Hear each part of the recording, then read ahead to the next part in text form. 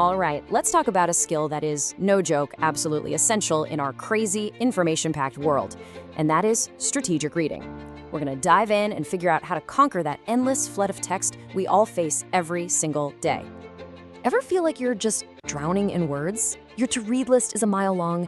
You've got emails, reports, articles, books. It honestly feels like you're constantly playing catch-up, buried under this mountain of text while the clock is just ticking away. And here's the thing you've got to remember. It is not just you, I promise. This feeling of being completely overwhelmed by information, it's pretty much a universal experience now. It's a real challenge, and we're all in it together. But what if the answer wasn't about trying to force yourself to read faster? Cramming more words in per minute? The real solution is to read smarter, not harder.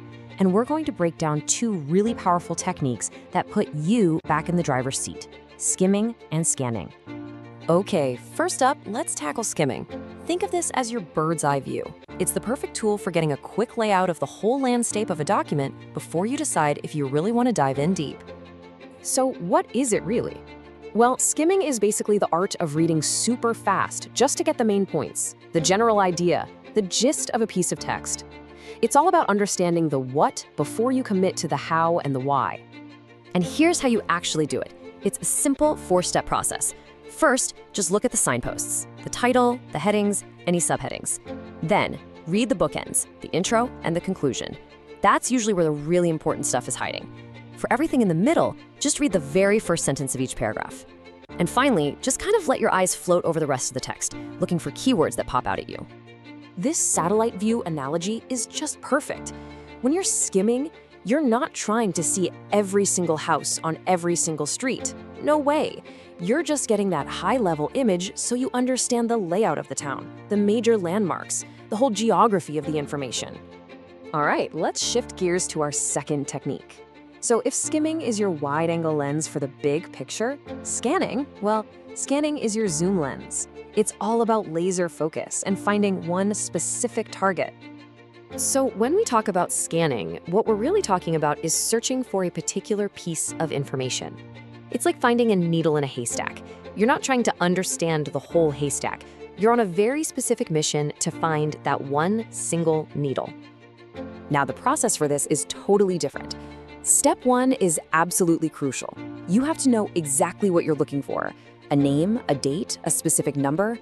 Once you have your target locked in, you just let your eyes fly down the page and, this is key, you actively ignore everything else. You're not reading, you are searching.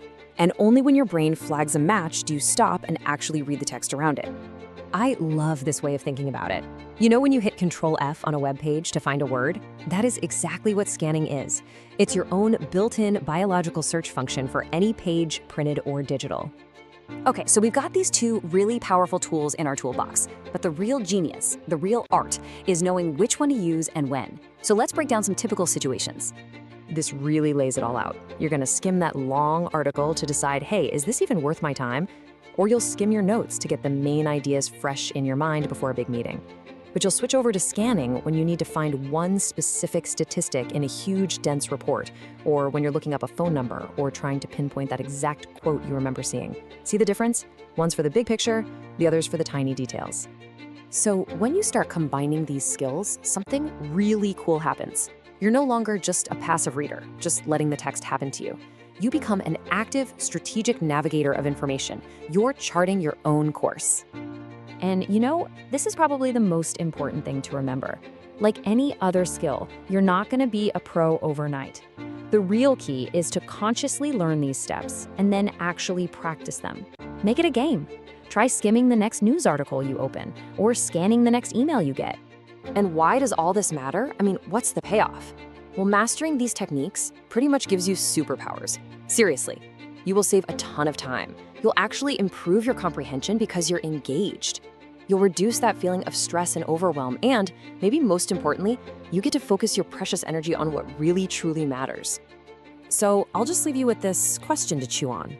Think about that pile of reading on your desk or that long list of bookmarks in your browser.